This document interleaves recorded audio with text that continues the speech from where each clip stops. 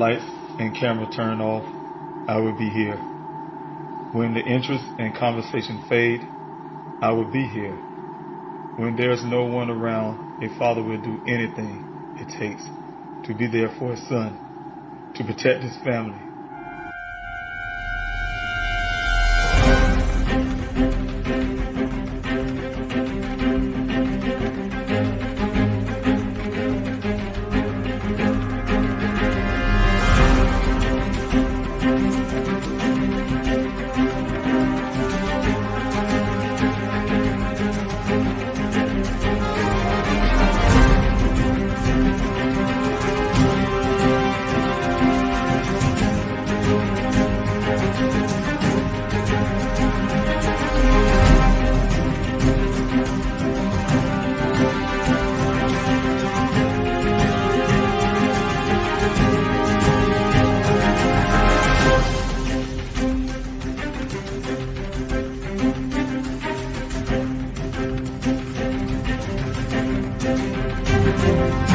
Daniel Robinson went missing 4 months ago. This is the last photo his family has of him.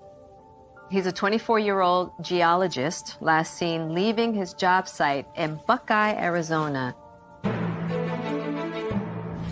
As the Gabby Petito homicide case garners national attention, another young person has been missing for nearly 3 months, and his family is desperate to find him. 24-year-old Daniel Robinson, a geologist, was last seen on the morning of June 23rd, leaving his work site in the desert of Buckeye, Arizona. David Robinson had only one thought on his mind as he drove the nearly 1,800 miles from his South Carolina home to Phoenix. I had to find my son.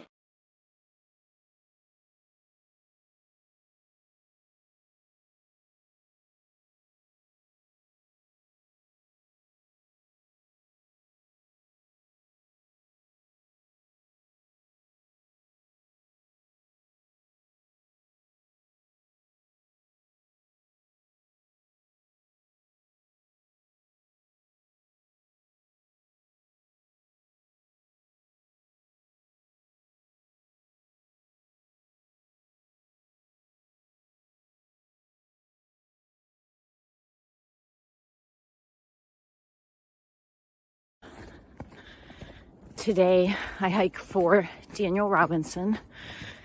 Daniel's a young geologist who went missing in Arizona over 1.5 years ago. Today's Daniel's birthday. His father has been tireless in seeking answers, and I pray that he finds those answers and is able. Today, I hike.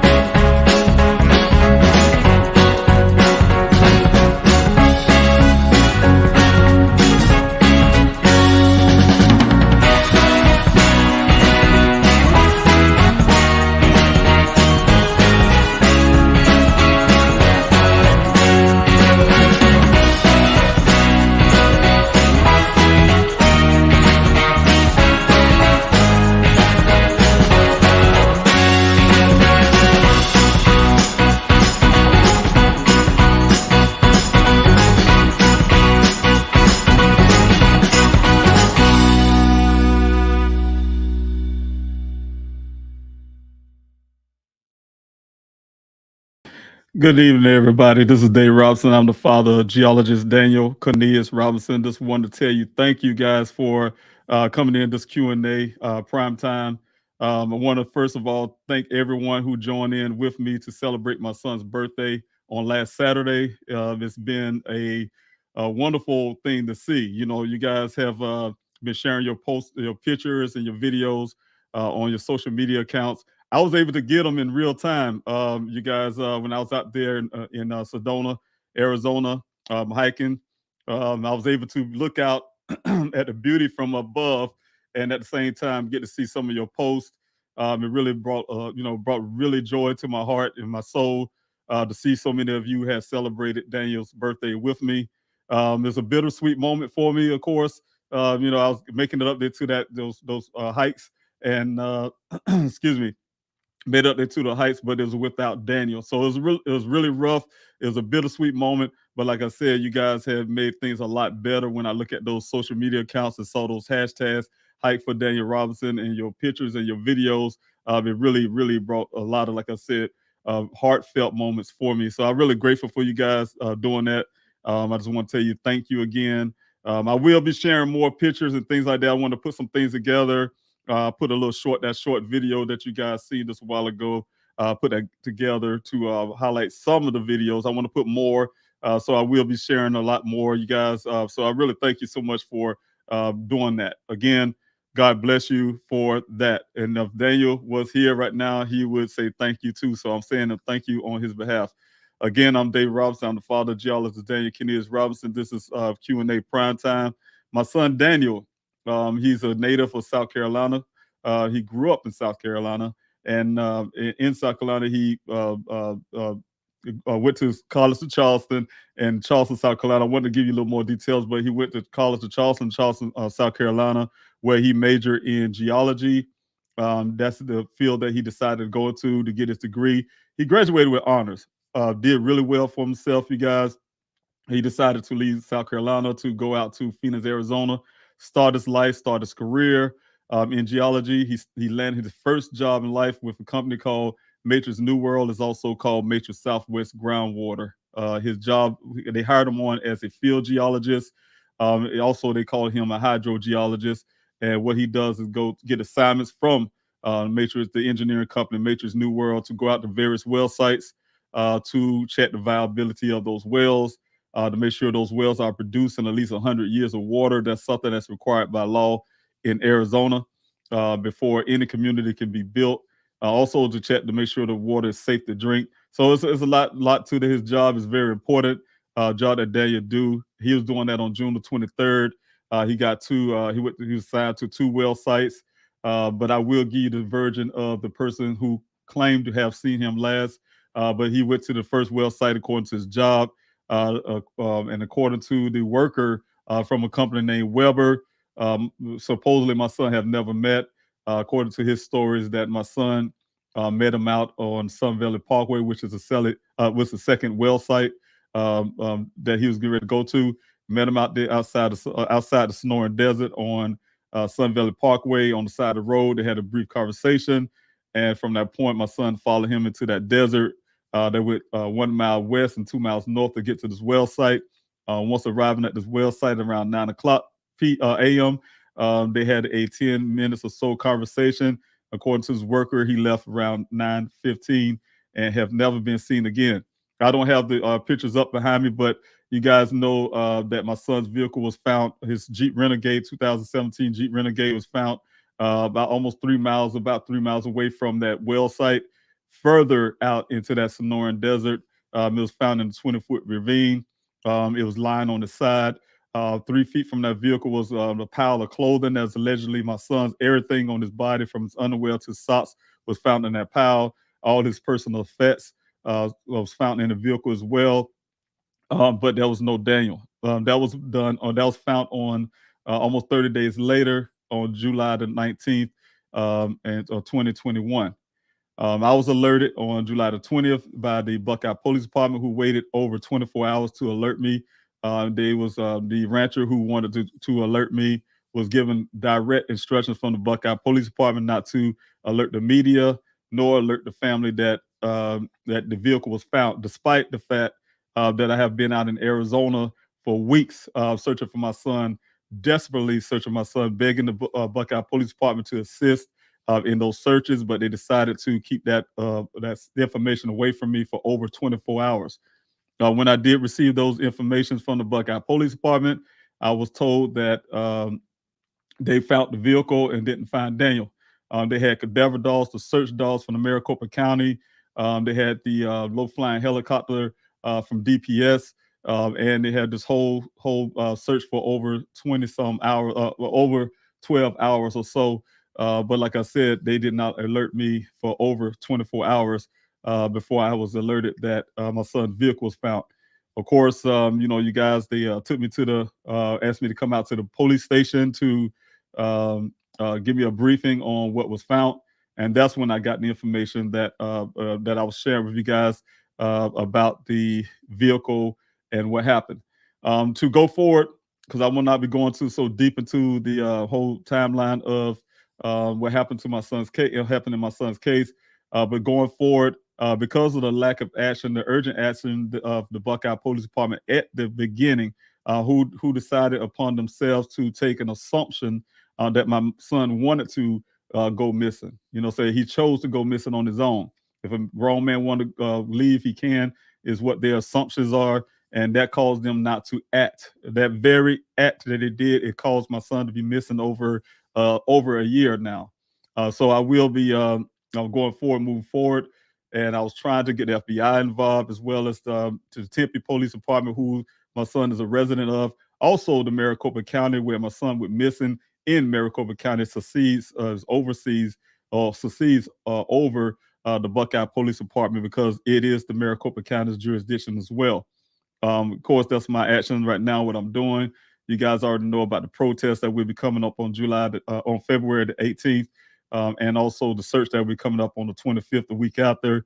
I guess I hope you guys can keep following the pleasehelpfinddaniel.com website, where I'll be having those informations out for you about those two events. So definitely want to push the police department to do more. I was able to get the Tempe Police Department to take on the forensics work of the electronics on Daniel's vehicle. I mean, of Daniel's, everything that's Daniel's electronically, to get the forensics done on that. But I have failed to get the Maricopa County Sheriff's Zone to do the right thing and do what he should have done in the first place. Use the facilities that the taxpayers' dollars pay for to do the forensics on those airbags that the Buckeye Police Department haven't done on the entire vehicle, the interior of that vehicle, to see if there's any fibers and things, because it is because of the evidence, the physical evidence that we provided law enforcement, shows that it points towards foul play. The fact that the vehicle was planted in the location that it was planted is one of the big major parts of that as well. But to get the Maricopa County Sheriff's Zone to do the right thing, which started off as he was going to do the right thing, and then secretly decided, without coming to me and man to man and being the man that he said he is, to look me in my eye like he did in the meeting, that he declined to do the forensics on my son's vehicle. Reason why he's declining, I do not know. Last thing I heard from him in the meeting was that he didn't want to appear as the big sheriff coming to town to take over a case, which he can, because he has the jurisdiction to do so. And that's what I was asking him directly to do. But he was trying to find other avenues to do it without making himself look a certain way because of his political career. Of course, you guys know I don't care about political careers. I just care about my son being found. And that's what I'm aiming after. So what I'm doing right now, you guys, and I need your support on that as well, is that I'm pushing the Maricopa County to take on Daniel's case, do the right thing, and get those forensics done. It's costly for me to house that vehicle this length of time, and to get those forensics done so I can have complete forensics done. I'm still waiting on the forensics results from the Tempe Police Department, who will be giving me a report on that pretty soon, I hope. I've been waiting on it for a good length of time now. Hopefully they will be doing that as well, so we can go forward to finding out exactly what happened to my son. If law enforcement not willing to do it, of course, you guys know I've been doing it myself for over a year now. So I'm still not stopping with my own investigation, as well as being able to assist law enforcement if they want it. So you guys, I did share a lot of information with law enforcement, but to see them act upon it, that's what I'm trying to get them to do. So you guys already been know my stance on this being a cold case. A lot of people will try to call it since it's been over a year or so that it's somehow a cold case. It is far from a cold case. You guys know all the stuff that I presented to that openly that presented to the Buckeye to the law enforcement, not Buckeye, but law enforcement in general. Also, those things you guys don't know publicly that I have been providing to law enforcement and in general, they're not acting upon. So there's a lot of evidence. There's a lot of things to follow up on, you guys. And, I'm just trying to make sure law enforcement do their job and take Daniel's case a lot more seriously than they have in the past. All right. Again, I'm Dave Robinson. I'm coming here to do this Q&A. Try to get straight to questions and things like that. But again, I really appreciate you guys for coming out and doing our hike for Daniel. That really meant a lot to me. Again, that really meant so much to me and my family. It's been, like I said, 2 years now that Daniel have not celebrated his birthday with us. So, of course, we had the Thanksgiving holidays. We had the holidays of Christmas as well as the New Year. And then this come back to back. So it's been the up and down roller coaster of emotions that have been going on in our family. And ask you guys to continue to pray for us. And thank you so much. I will be going to the comment section and look at some of the comments that we have here. And I really, like I say, appreciate you guys coming in and joining this morning. Those who probably came this morning to see it for the Q&A, I did put it on last night that I wasn't having a Q&A this morning. Had some things come up and I was unable to pull the Q&A this morning. I needed those moments and needed that time. But yes, I'm grateful you guys decided to come back this evening to be here with me. Thank you, Brett's Club, for being here. This evening didn't film mine. Went for a hike. Thank you guys. Regardless, you did that or not, so I'm really grateful for you guys, your love and support for Daniel, your love support for my family. So I really appreciate that, you guys. Thank you, Brett. Thank you so much. I really appreciate that for you going hiking for Daniel. Also, Country Girl, thank you again for being here.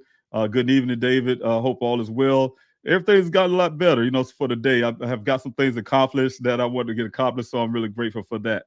Also, Country Girl have here hiked 2 miles on the 14th. I didn't know all the beauty nature has to give, and I tell you what, that's what I thought too when I was in Sedona. And I've been there before. The last time I was in Sedona, you guys, it was because I had to do a follow up a lead. There was a gentleman there that was 2,000% sure that he saw Daniel. So, of course, I had to go up there, and I saw it the first time. I said, wow, I see why Daniel loved this place so much. And I see, it make there's the beauty of God that he creates such beautiful thing. This earth produces so much, and it's amazing to see all that redness in that rock. So, of course, yes, you do get to see all the nature and things like that once you take time and put yourself in tune with nature. Here to send support and let you know you are not alone. Thank you, Country Girl. I really appreciate that. Also, I have Unlimited Earth. Jess, thank you so much for being here. That's wonderful, Country Girl. Nature provides so much beauty and peace. I was blessed to hike 10 miles on the 14th in the city. Daniel was last seen. Thank you so much for doing that. That's so you there in Buckeye. Stay strong, David. I hope you get all answers soon. And I will. I'm gonna keep pushing for that. Thank you so much, Unlimited Earth, and thank you for those pictures. And thank you for being on this Q&A. All right, D-Love. Thank you, D-Love, for being here. Peace and blessings on your family, and you, Mr. Robinson. Thanks so much, D-Love. I really appreciate you being here this evening on the Q&A as well. Who else I got here is Long Gone. Prayer and blessings for your family, Mr. Robinson. Thanks so much. God bless you too, and thank you for being here. Okay, I think I have one more thing you put here, Unlimited Earth. Also, on my drive home after hiking the 14th, radio played Tempest by Sounds Quill. I guess that's how you say that, featuring Daniel Robinson. It was quite a special sign to see that name after finishing a dedication hike to your son. That's really nice. Thank you so much. I really appreciate that. All right, that's awesome. I need to check that out. Thank you so much. T and Wildflower. Hi, Mr. Robinson and everyone. Thank you, T Wildflower, for being here and your constant support of this channel and also constant support of Daniel and all my efforts that I'm doing here. So thanks so much. Karen, also thank you so much for being here off the Facebook side. God bless you for coming in and joining in. And I want to say, you guys, also real quickly, don't forget to hit that like and share, and share button, the subscribe button, subscribe button. You know, you guys, to help the algorithms to get this channel to grow and also to get Daniel's story out a lot farther. You know, so the more you guys do that, the better off this channel, you know, growing and things like that. So thank you so much if you guys can do that this evening. Let me put some banners up, by the way. See if I can get these banners up, because if I don't do that, and then I will be losing some information. So I want to get these banners up real quick. You guys bear with me really quick. I just want to speak on those as I'm coming down. One thing I want to put out really quick is the public search, you guys, for Daniel Robinson is scheduled for February 25th. I need everybody. When they say all hands on deck, that means something. I need at least 200 people on the ground to do what I'm trying to do. And the area that I really need to do a line search. And no reason why I told you guys before, Eldorado Holding, Howard Hughes Corporation, and so on, those guys who bought those lands out to put that big development out there, want me off their land. So, some areas that still need to be searched, but that was one that's very crucial to my investigation, to an area that I'm really looking into. And I really need about 200 people to accomplish that. I know I won't be able to get everything that still need to be searched because of this development, but at the same time, so that give me some leeway, to give me some comfort that this area that I'm really highly need search, that highly need to be searched, has been done. So I'll be grateful for that. You guys can try to encourage everybody you can to join in, share the information. Like I said, February 25th next month. If you guys can come and join me out there in the search, I really have bring everything you can, which you think that you may need out there in the desert, vehicle wise, equipment wise. I need it all. I need all the help that I can get. So you guys bring, whether it's drones to, you name it, your vehicles, ATVs, UTVs, to metal detectors, just everything you could think of when it comes to searching out there. So I definitely need those things. And if you guys can help with that, I really appreciate that. One thing I want to point out as well, again, too, is all my social media accounts, you guys. I've been seeing some pages come up. I had to end up getting Reddit. I don't know anything about Reddit, but I ended up getting a Reddit page and put that up. Please help find Daniel Reddit page. I don't actually go on it at all so far, but I will be trying to. But I've been seeing some things and people putting out some information, and sometimes people think that it's coming directly from me or my family, and it's not. So I just want you to know, you guys have that. Anything that I have, whether it's the Facebook, Instagram, TikTok, Reddit, and YouTube, and the website, they all say please help find Daniel. Except for Twitter. Twitter is please help find and the number 4. So please help find 4 is the Twitter. That's the only one that's different, but that's because I couldn't put the whole entire word in for Twitter. They kind of limited you on so much stuff.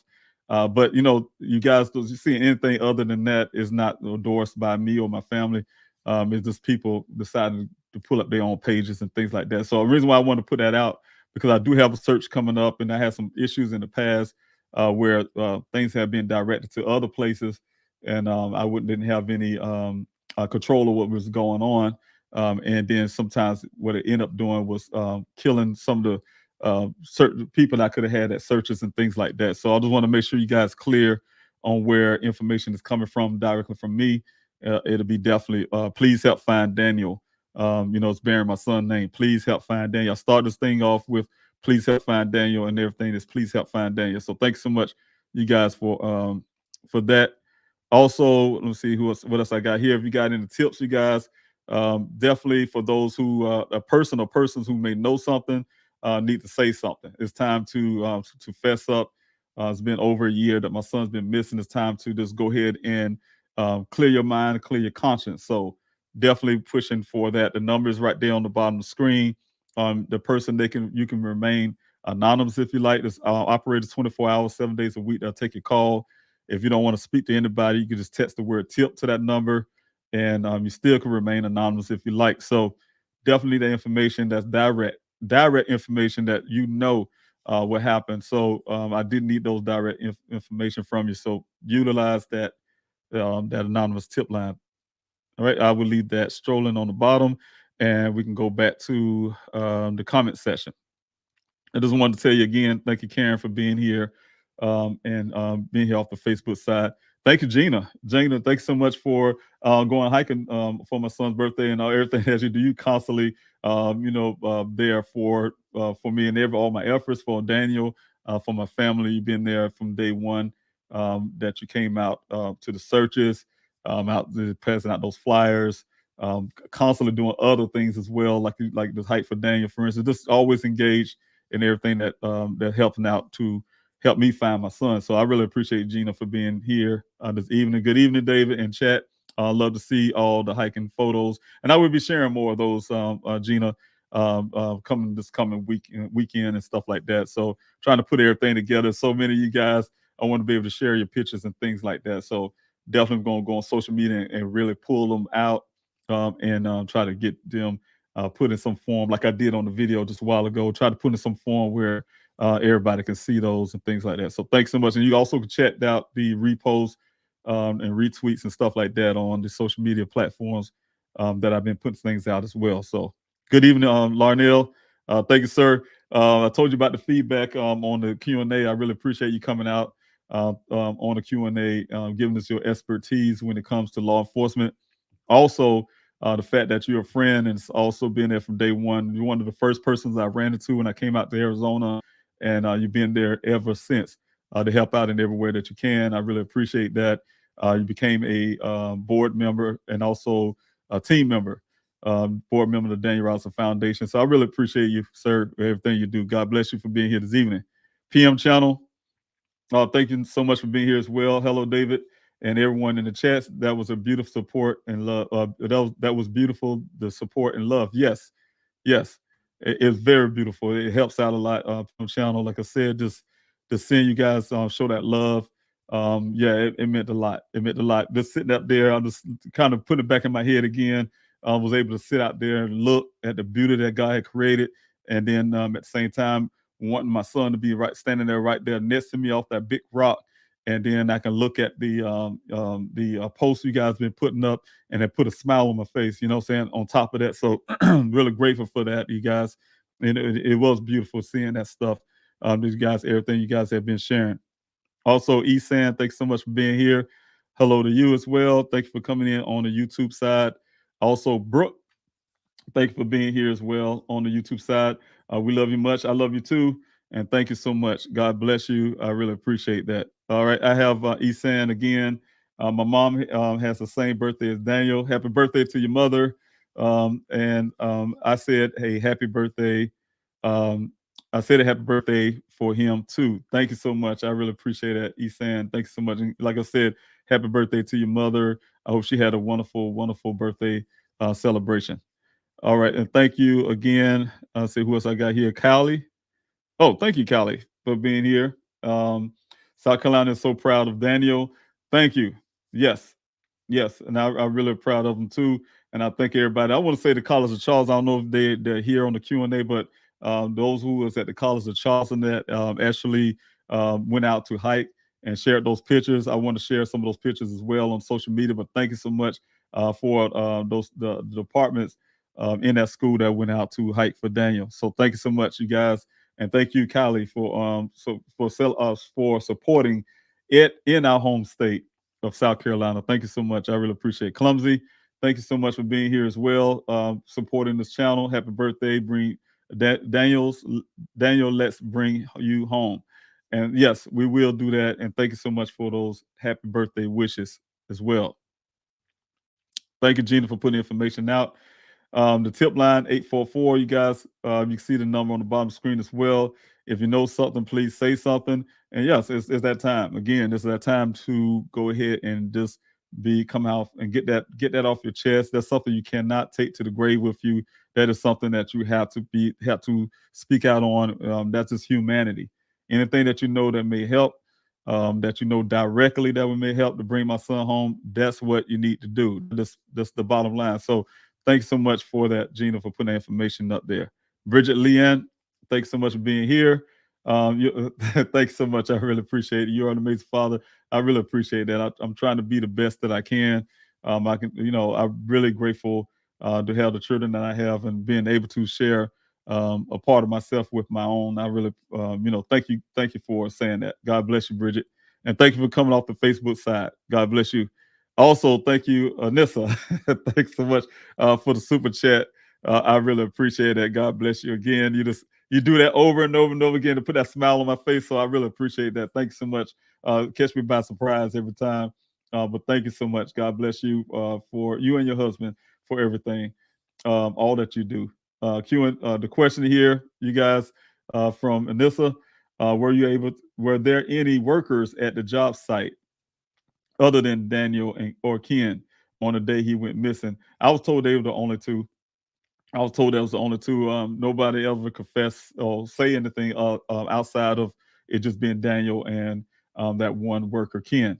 Of course, Ken he comes from a company called Weber Waterworks, and outside of that, I was told that there's the only two there. I was also told that my son had never met Ken before. That's Daniel's first time going out to that area.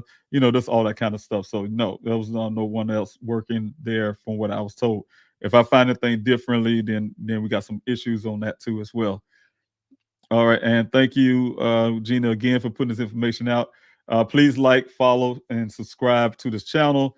Let's keep Daniel's story out there. Yes, and that's part of kept me keep Daniel's case from going cold. As long as you guys are engaged in Daniel's case, as long as you guys are sharing.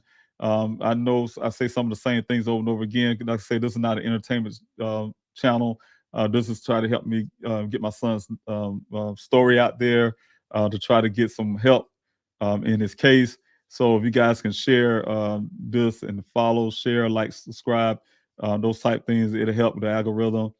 Even if you just put a short response on the page. I know a lot of people like to listen and don't say anything, but you can just put a letter A on the comment section. I'm just saying anything that helps with the algorithms as well.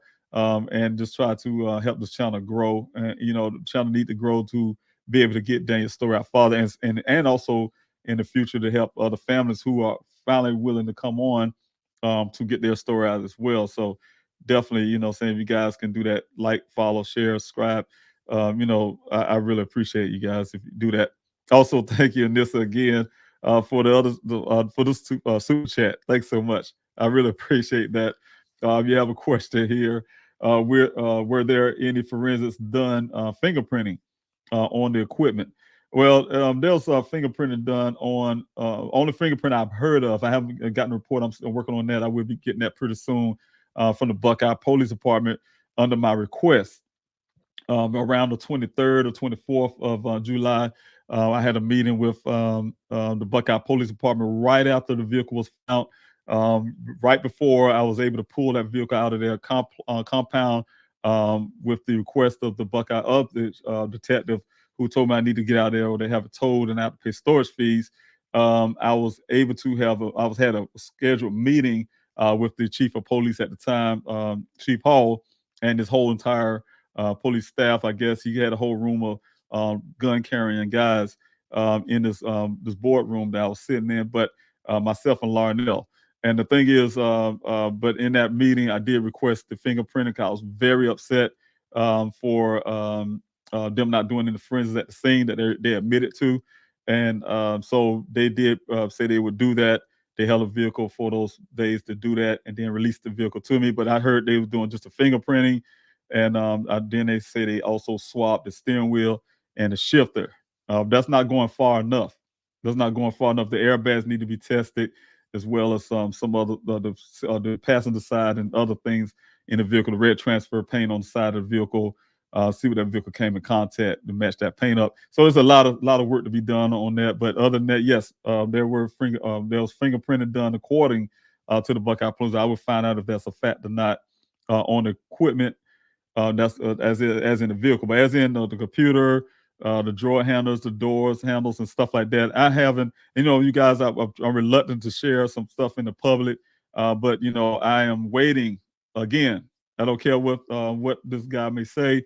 I'm waiting on a report from Mr. McGrath, who tampered with my son's apartment going in. You guys saw his bag on the pictures I showed you guys in public, of one of the pictures with his bag and his equipment. He told me that he was going in to do that kind of work, the fingerprinting, the forensics work of that apartment. Then once he completed it, he told me that he was done with it, and it had me and my family to be able to dismantle the apartment, to put things in storage. So I'm waiting on a report from that. I need a report from that as well. I paid him great money. I don't want to put that out how much. Paid him a lot of money to get that report and everything he found in that apartment. So when it comes to forensics that he said, told me he did. So definitely, I don't know if those equipments have been I'm assuming it have. That's what I was told he was doing. So I would assume that's what he was doing, getting the fingerprinting, the forensics swabs or something of things in that room. He told me he's going to use. That's the first time I ever heard of luminol. I think that's how you say the word, to look for blood and things like that in the apartment. That's the things he told me. So I'm waiting on those reports from that. It's been over a year now to get those report from him on those findings. So, of course, I hope I have that. Anissa, for right now, I do not. And let's see, that may indicate who else might have been there after he went missing. Yes, because I also, from Mr. McGrath, was told himself and his investigators that I didn't hire said that from their expertise, someone else was looking. So that's why I got that from. He showed me the pictures and displaying some things in that apartment, what shows him that somebody was looking at things. I was looking at it from a parent standpoint, as Daniel room was just messy, but he showed me things based on the closet and some other little things I couldn't show you guys that suggest that someone was looking for something. Of course, it wasn't forced entries. That was the door wasn't kicked in and things like that. So someone had a key, but they definitely was looking for something. Obviously, or the door was unlocked. I don't know, but they were looking for something. All right. Thank you so much, Anissa, for that super chat again. Terry Coombs, you look a little more rested. Well, I'm surprised. I've been up to 5 o'clock in the morning last night, and but able to get up. Then I had to get back up early, you guys. And that's one of the reasons why I did not do the Q&A this morning. I would have been, yeah, you wouldn't have said that, Terry. You saw me this morning. I had to do a lot of work last night, and that was carrying me, like I said, to close to 5 o'clock in the morning. And I was like, yeah, I've done it many times before on Q&A. You guys probably could tell, but this time is because I had some things to do this morning as well. I was like, no, that wasn't going to. Those two things going to be conflict. The Q&A is going to conflict with some things that have to be done towards Daniel's case. So. But thank you so much for that. I really feel a little more rested, regardless of the sleep I didn't get. But I do feel a lot rested. I feel a lot energetic, especially going through the pictures, putting that video together, and just look at those pictures. Those pictures make me smile when I see you guys have been hiking for Daniel. It's just amazing to me to see so many people just took on that and really went out. And it takes a lot from you, and I really appreciate that. So I don't take it for granted. You guys that took your time, your energy, your body, and you went out to hike for my son, and that really means a lot to me. That really means a lot to me. So I'm really grateful for that. Just happy to see that. So forever curious. Thank you so much for the super chat. That's really nice of you as well. Thanks so much for always constantly supporting this channel. I really appreciate you. God bless you. Yeah, thank you so much. God bless you. I thought you had a question there, but belated birthday wishes for Daniel. Here, hoping Daniel soon shall be reunited with his loved ones, and privacy and respect given when this happened. Love and continued strength. Yes, and I think you alluded to what happened over the weekend prior. There was some human remains you guys may remember that was found over the weekend by one of the volunteers of my searches.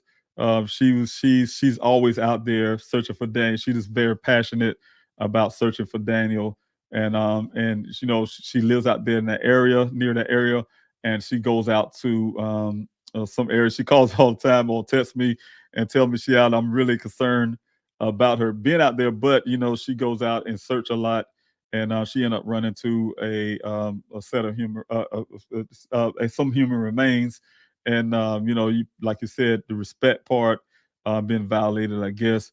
And it was when some of those things were put out on social media, and and then also that I was getting a lot of influx of people hoping that it was Daniel. I'm not hoping that my son is out there deceased, but I am looking for my son out there if he's deceased, out to bring him home. But my hopes and my hopes and beliefs is that my son is alive. I hope that all that stuff in the desert is for no reason.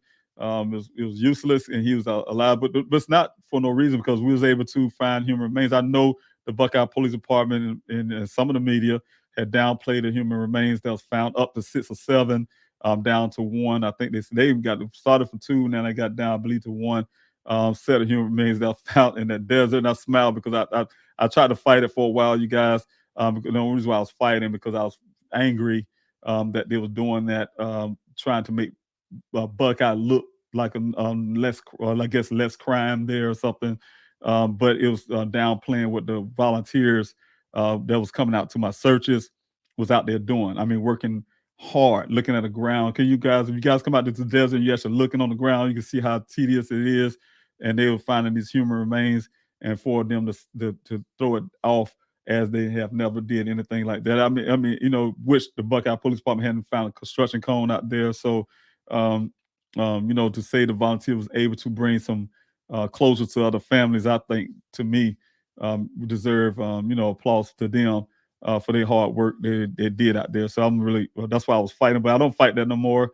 I'm just grateful those families out there was able to, in the searches, was able to get some form of closure. I don't know what that form of closure would be, or what that closure would be, but it's some form of closure. So again, that's why I think you were talking about that human remains that was found, and then the results of that. But yes, if that's the case, and God forbid, yes, I would like to have those respects. So thanks so much, Forever Curious, for putting that out there. Also, Clumsy, thank you so much for your question. Is Daniel disappearance? Clumsy, thanks so much for being here as well. But is Daniel's disappearance on federal land? No. Where they say he went missing from that well site is not federal land. Where the vehicle was found was on federal land. That's the BLM land, Bureau of Land Management. If you answered this one before, my apologies, friends. But no, it's this the vehicle, not Daniel.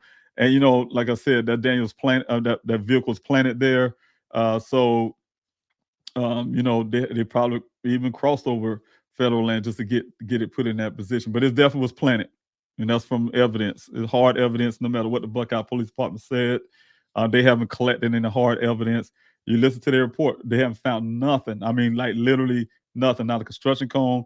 They haven't found a human skull. Though they had Maricopa dogs don't work right. They probably do need some training because the human skull that we found out there in the searches was not far from where the crash site was located, where the vehicle was dumped at. Saying it was right there, and their dogs could not find even that, the search dogs. So something was not right with that picture. So I'm saying, like I said, law enforcement couldn't find an elephant out there in the desert, but we were finding things. So they definitely would not, know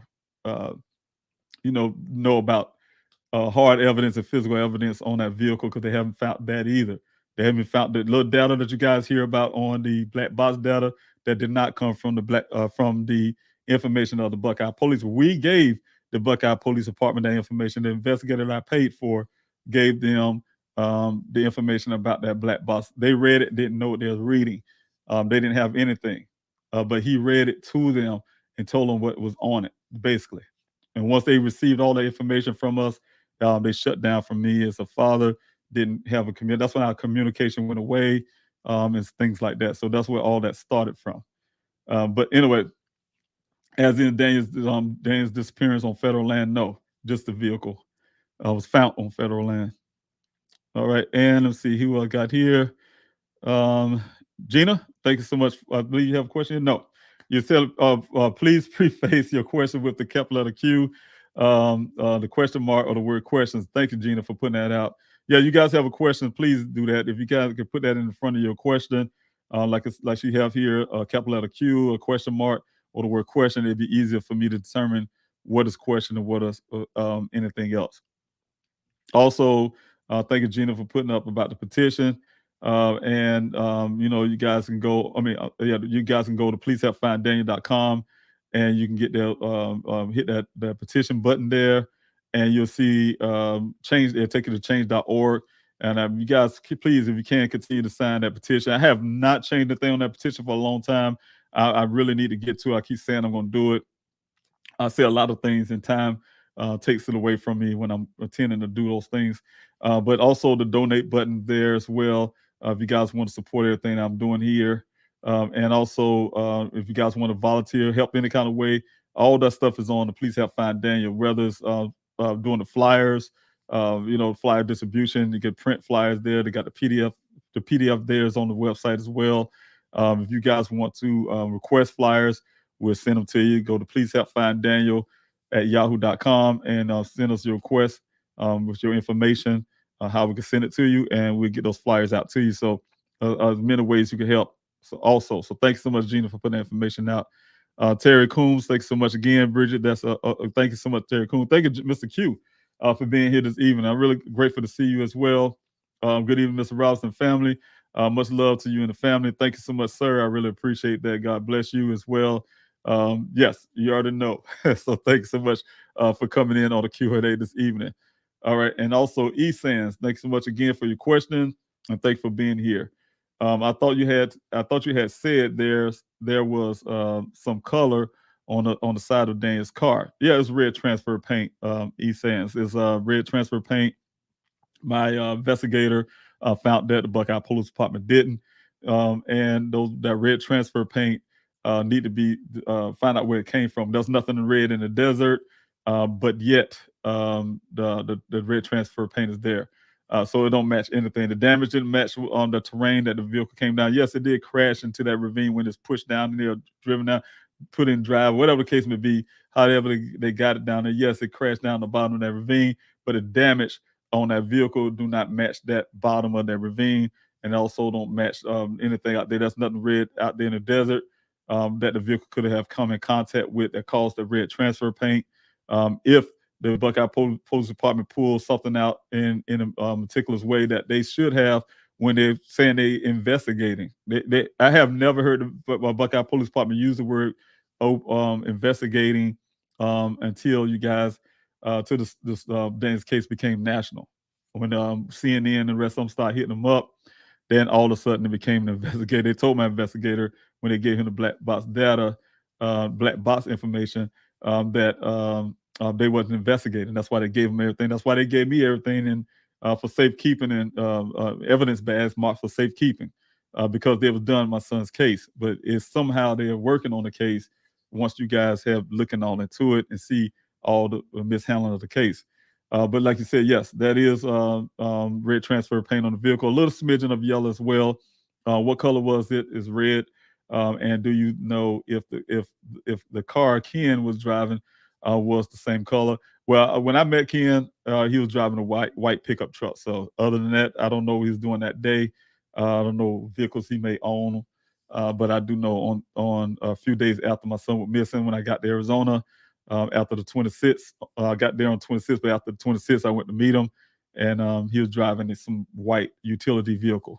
And there's also another man was there as well, driving a white vehicle. So, all right, thank you also, Michelle, for being here. Husband and I hiked the A mountain in Tempe.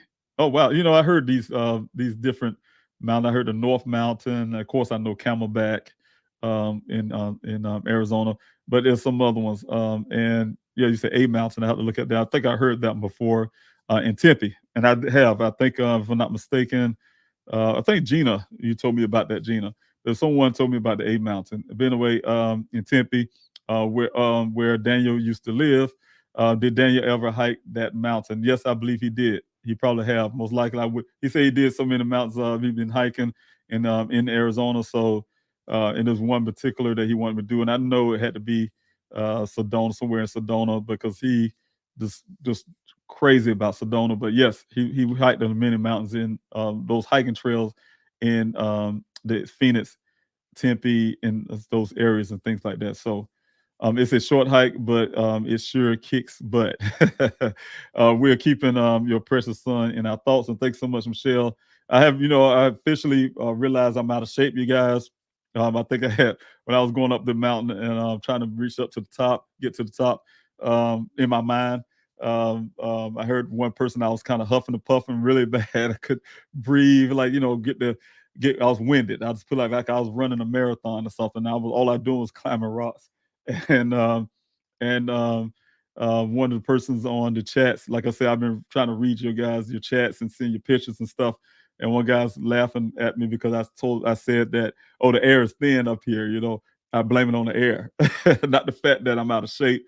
But I did realize I'm out of shape. And you know what? One thing Daniel did said to me when he wanted me to go hiking with him, he said, I would make it to the top before you do. And that was that challenge. And, I think I would have failed. So don't tell him that. But the thing is, but yes, definitely do kicks your butt doing that hiking. But I tell you what, once I got there, like I said, up after the bittersweet moment, once I got back down and we were about to leave, I said, man, I have to do this again. I see why Daniel enjoyed that. I see why so many people enjoy hiking and, getting out there and enjoying nature itself and, just get the air and the feeling and the quietness, just the whole feel of everything with nature. And it just makes you feel good once you're leaving. I think that's probably the best trip back to Phoenix.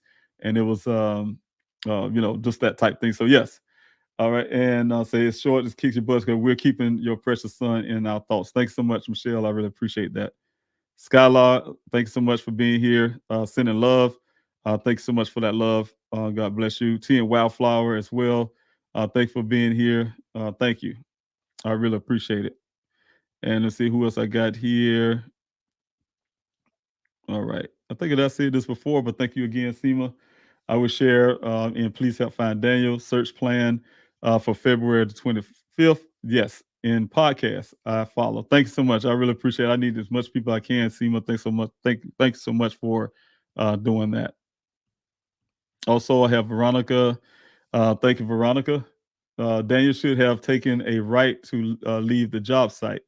According to the guy who said he was there with Daniel at that well site. Yes, he should have taken a left actually because he was coming back south from that well site, the second well site. The guys I showed you based on information, and we know the well site I've been told was the right well site, wasn't the right well site. I've been led to believe that, and with investigation, I found the right well site. Either way, you go south, and you need to go left to get out of the desert. But he said that Daniel went right into the Sonoran Desert, going out west. So that's what that is, Veronica. According to the disappear episode, I hope they got that right. But actually, it's a left. He took a left.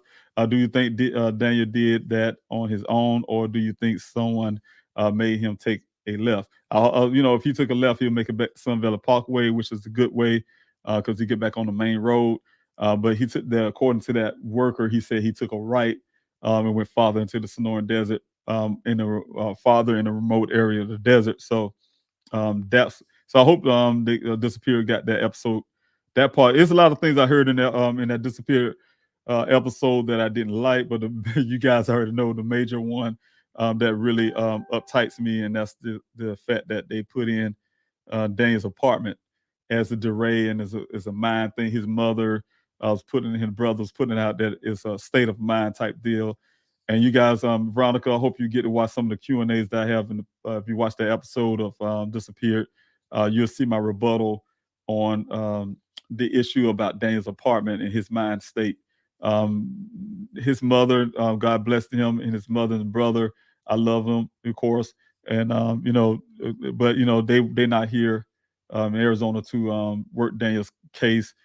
So what they hear is from word, from secondhand knowledge, and they probably just got that wrong. So it's kind of sad to me that Daniel's put out that way, having a really nasty apartment and things like that. And so what I had to do, Veronica, is I had to come on this Q&A and rebut that, and put the pictures up, actual pictures, which I was reluctant to do. I had to really go through and pick those ones that wouldn't interfere with what Mr. McGrath had took, as well as Buckeye, with information that suggests someone's looking for something. And so I had to select pictures that would show his apartment exactly how he left it. Because those pictures that I have put up on the Q&A is exact pictures, not something that disappeared, pull out of somewhere, wherever they get them pictures from, and use those as a platform to say how they think, they picture in their brain how Daniel's apartment looked. But I had to give you guys the actual pictures, and then people saw that Daniel kept a clean apartment. He kept his dishes clean. There was no trash hanging up. There was no state of mind type stuff. So I just want you to get that part, Veronica. If you watched the episode Disappear, I'm really grateful for Disappear for putting episode out, though, to keep people interested in Daniel's story. But I have to make sure I protect not only looking for my son, but I have to protect his integrity, the person that he is. He's a brilliant scientist.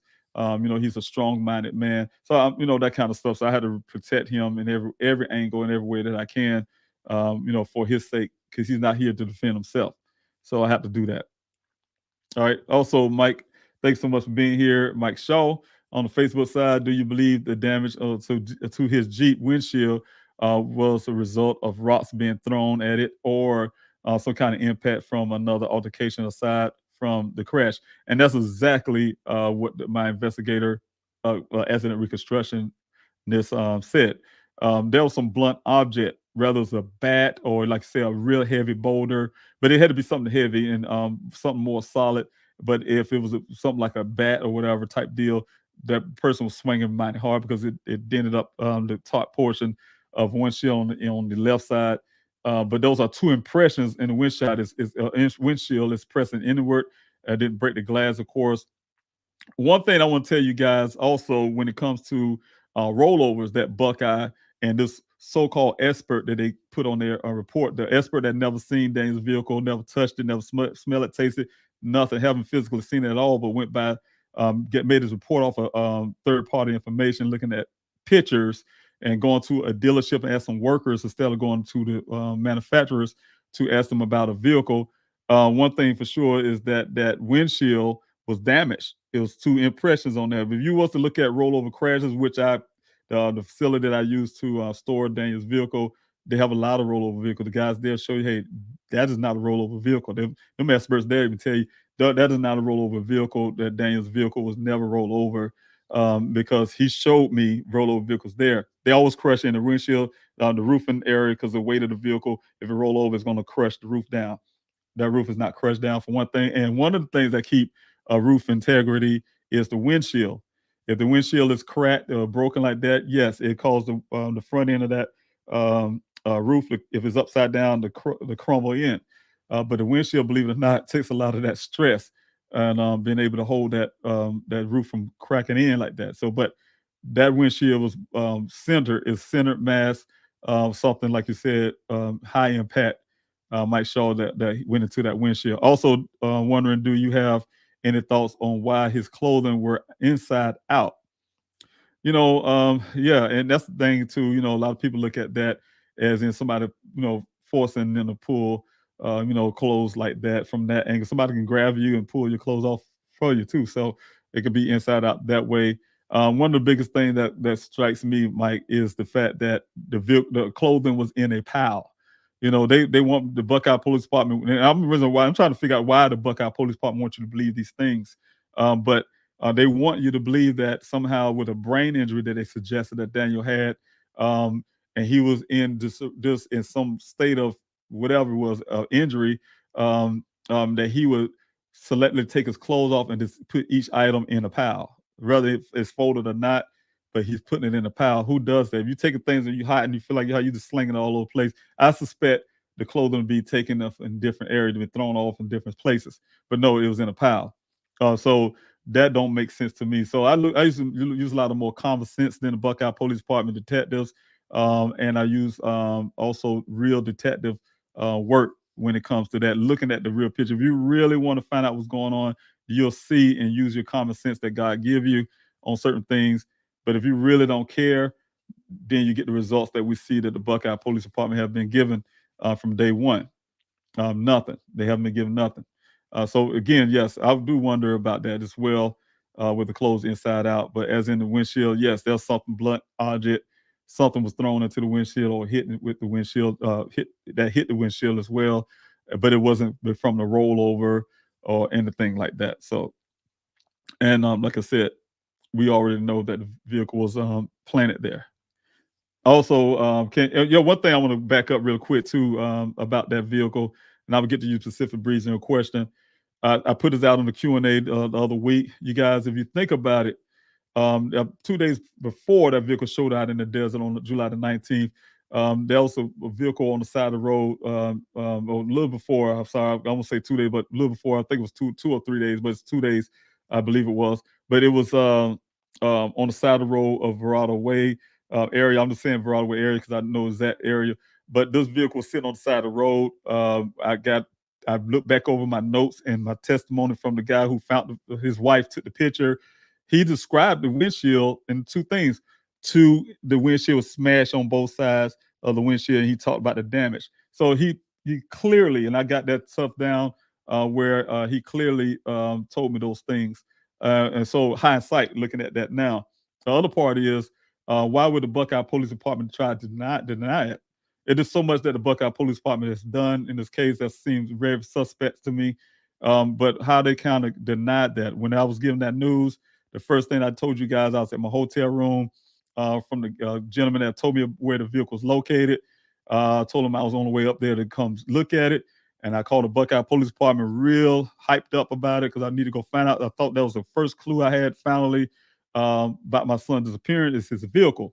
I was grabbing my daughter, call her down, come to pick her up because she's ridden in that vehicle before. She knows Daniel's vehicle. I have never physically seen it myself. I just seen the picture, so I was going by a picture. The only picture that Daniel gave us, the only picture he had of that vehicle, only one picture that I shared, that I only had at the time. I didn't share it with anybody. I didn't share it with the Buckeye Police Department.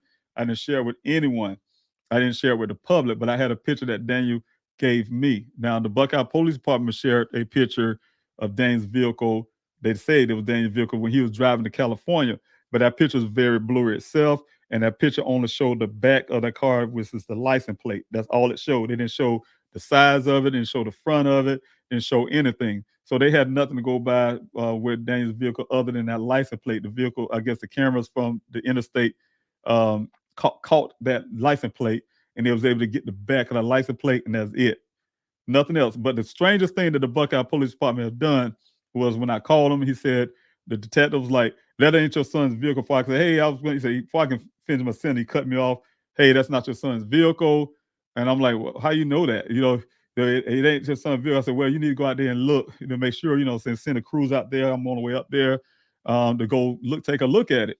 And after convincing him, he said, yeah, he'll send a crews out there to go look at it, check it out. So by the time I was halfway get my daughter and start heading up that way, the guy called me back. He said, Mr. Rouse, I just went out there again to check on it.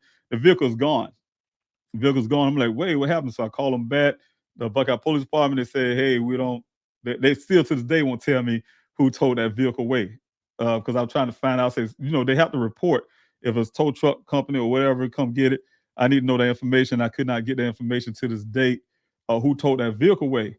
And one of the things that's when the vehicle showed up 2 days in the desert, you guys. That's how I'm just going to put that out there. But the thing is, the problem with that is the Buckeyes' reasoning to say that it's not Dane's vehicle is to say, oh, the wheels ain't the same as Dane's vehicle. How he know that? There's no pictures. Even the picture I got, there's no pictures. There's no nothing that shows Daniel's wheel. So what he's using reference to say that it's not Dane's vehicle because the wheels don't match. And then the picture is very blurry on top of that. So what is his stance on that? I mean, what is he getting that information from, which they don't have? Because there's no pictures of Daniel's vehicle other than the one I have that Daniel gave me himself, his only picture of that vehicle. And as well as they don't have any vehicles showing any angles of his wheels and all that to compare it against in a blurry picture at that. So that's a suspect to me, you guys. When I look at that, I'm saying, I start putting all these things together and things just don't add up. The Buckeye Police Department why? Sound like cover up to me. Some of those things that we've discussed in the background, but those are things that I'm looking at, you guys, also to try to get other agencies who say they are law enforcement, who say they are out there doing the right thing, should be looking into as well. I shouldn't just be looking at that alone, but some things just don't add up, you guys. And I just want to put that out real quick. Also, Pacific Breeze, can you please recap things for today? I just got here just a few minutes ago. Sorry. I just want to say Pacific Breeze. The first thing is that I just wanted everybody to tell everybody I was grateful for all those who had joined in on the Hike for Daniel. It meant a whole lot to me. What I was telling them, Pacific Breeze, is first of all, when we decided, my team and I, come up with the idea about doing a Hike for Daniel, and try to get the public engaged. Just come up with the hashtag Hike for Daniel Robinson. I wanted to make sure that we are using Hike for Daniel Robinson, because when I did the hashtag, I was looking at it said Hike for Daniel. It's like going some other Daniels, but just make sure it say Hike for Daniel Robinson. But I put it out there because one of the things that we talked about in the background was that Daniel. What would Daniel want to do for his birthday? And he probably would like to say, go hiking. Dad, let's go to Sedona. Let's go to whatever. Let's go hiking. Let's do that hiking that we say we were going to, that I wanted to do with me, right? He enjoyed that stuff. His sister go with him all the time to go hiking. And that's what he enjoyed doing. He always, Sedona, he used to Sedona me to death from South Carolina. That's all he talked about, Sedona a lot. So I put all those two together and I said, hey, this is what I'm going to do for Daniel for his birthday. I'm going to go hiking. But I would like to ask the public to do so as well. And you guys, like I said, to put the hashtag out there, the information, and you guys have done that. Like I said, you took it upon yourself to show your love, show support for Daniel. And I mean, like I said, Pacific Breeze, what I've been putting out is that, I'm very grateful for that, because when I actually went to Sedona, I haven't hiked in ages. I just put, well, not ages, but years. And when I went up that mountain and climbed this big rock and stuff and got up there, it was rough. It was rough, but it was a great moment when I could look out and I could see see out in the beauty of nature, and the air felt good. And even though it was cooler, but the air felt good. But Daniel wasn't there, and so it gave me a little sadness there at the moment, because I was trying to had that like I said, mixed feelings. It was happy that I'm doing this for Daniel. The other part is Daniel's not here to enjoy it with me, so I'm just standing there by myself. And I was hoping that Daniel's standing next to me, but I was able to look at my phone because I was going, doing some lives and things like that. So I was able to look at my phone and see you guys, you was out there hiking, and you're out there with your families. You're out there enjoying nature, and you're doing it all with the hashtag. Please, hashtag Hike for Daniel Robinson. That really put a smile on my face, and it really made me feel good. Pacific Breeze, and that's what I was talking about at first. Of course. You probably missed the video. I'll probably play that at the end of this Q&A. But I just try to, what I say also is I'm going to put these pictures together again that everybody's been doing, the videos, and I will make another video like I did on this one to try to highlight. I did share a lot of it on social media, but to highlight some of your pictures and things and your videos. And I want to show my gratitude, and I'm really grateful for you guys doing that, taking your time out to celebrate Dane's birthday with me. So God bless you. Thank you, Pacific Breeze, for the question as well. Thank you for coming in on the Q&A. You're not late. I'm long-winded anyway. I'm very long-winded. So thank you for coming in. Clumsy, thank you so much again. Bless you and those volunteers for being able to help another and bring closure while you're on the search for Danny. Yes. And that's what that was very important. It was really scary moments when we was out there finding human remains out in my searches for Daniel. But at the same time, I always was able to be grateful that we was out there, because imagine we never was out there looking for anything. They would have made this development. They would cover everything up, and they probably still have some issues. Probably some people still out there, God forbid. But they would have did all of that, and nobody was out there looking for anybody. So things happen sometimes in a certain way. I'm hoping that Daniel's not out there, and I'm praying he is. And I have my faith that he's not. I'm really going to keep that in my thoughts. at the same time, I just want to, say, yeah, we definitely was able to bring some closure to other families. So that's important too. That's important too. That's why I need those line searches, guys. You can imagine if you guys want to come out there, I need at least 200 people. We need to search this area to make sure no one or Daniel is out there in that area. All right. PM Channel have a question. The search would be a great opportunity for Buckeye law enforcement, Maricopa County Department, Tempe, to show support for Daniel for your search for Daniel. Would you ask him? Yes, that's part of the plan. PM Channel, you just read that correctly. That's part of the plan. I'm getting my permits for certain things, but part of the plan for the search itself is that I'm putting out a public with the local news in Arizona. I'm putting out a public invite to all law enforcement in Arizona, but I'm going to call them out by name. So it won't be a generic thing. It'll be like how you just did that in a sense. It would be out by name, and especially those who have jurisdiction, like the Maricopa County Sheriff Department, Buckeye as well. But those going to be they're going to be directly named. And I'm not only doing the public, but I'm doing it behind the scenes as well.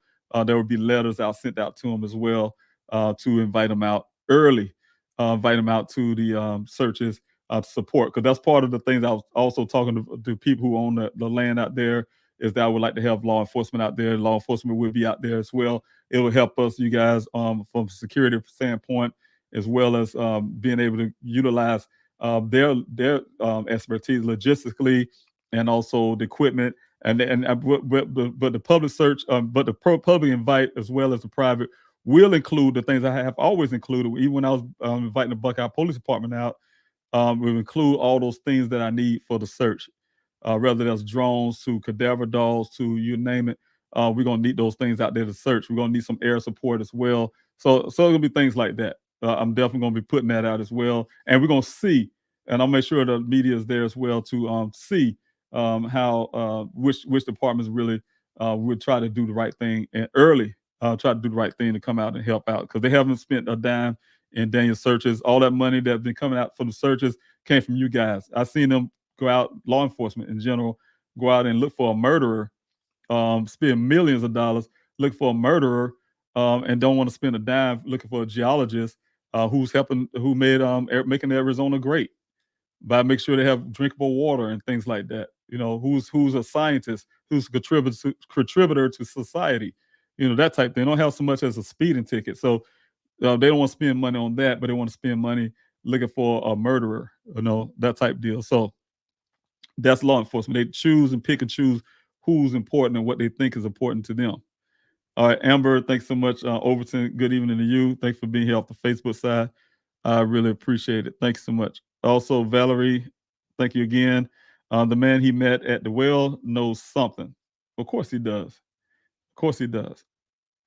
But like Shields Nation would say, Buckeye, when they went to go talk to him, they spoke with him. Also, my investigators, they spoke with him and took his word as the gospel, that type deal, because he probably looks like he's not up to something or something. I don't know.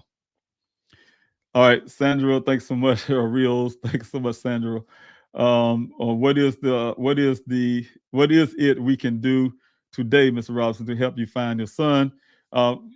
Everything's on pleasehelpfinddaniel.com.